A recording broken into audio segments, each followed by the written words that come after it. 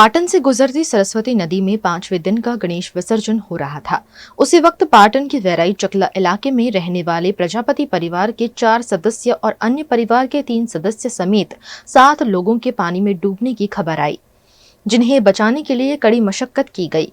कई स्थानीय निवासी पानी में कूद गए। वहीं प्रशासन की ओर से जेसीबी और ट्रैक्टर की लाइटों की सहायता से रेस्क्यू अभियान चलाया गया। सरस्वती नदी में डूबे हुए 7 में से 4 लोगों की मौत हो गई, जबकि 3 लोगों को बचाने में तैराक सफल रहे। जिन लोगों को बचा लिया गया है, उन्हें अस्पताल में इलाज दिया जा रहा है।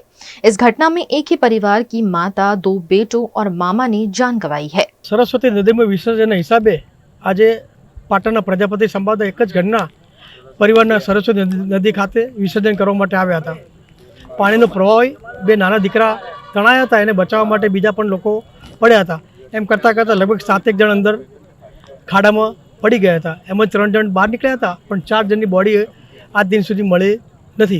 ઘટના સ્થળ ઉપર કલેક્ટરશ્રી, પ્રાંત અધિકારીશ્રી, મામલતદારશ્રી, પોલીસની ટીમ તેમજ નગરપાલિકા ફાયર બ્રિગેડની ટીમ ને 108ની ટીમ હાજર છે।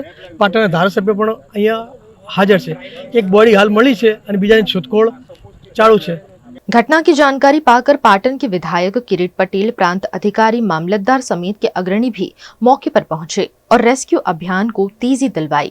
आज पाटणનો જે સરસ્વતી બેરેજ છે એના ડાઉન સ્ટ્રીમની અંદર ગણેશ વિસર્જન વખતે લગભગ સાંજે 7 વાગે એક જ પરિવારના 4 જણા ડૂબ્યા હોય એવી માહિતી અમને મળી છે। તાત્કાલિક સંબંધિત અધિકારીઓ, પ્રાંત ઓફિસર અને નગરપાલિકાની ટીમ સાથે અમે પહોંચી ગયા છે। એમાંથી લગભગ એકનો મૃતદેહ મળ્યો છે એવું જાણવા મળ્યું છે। બાકીના શોધખોળ ચાલુ છે, પરંતુ હજુ ચોક્કસ જાણકારી મળી નથી કે અંદર ડૂબ્યા એ 3 જણા છે કે 4 જણા છે। પરંતુ એવી જાણકારી મળી છે કે એક જ પરિવારના 4 જણા, એમાં 2 દીકરા અને એની માતા જે હોય એવું જાણવા મળ્યું।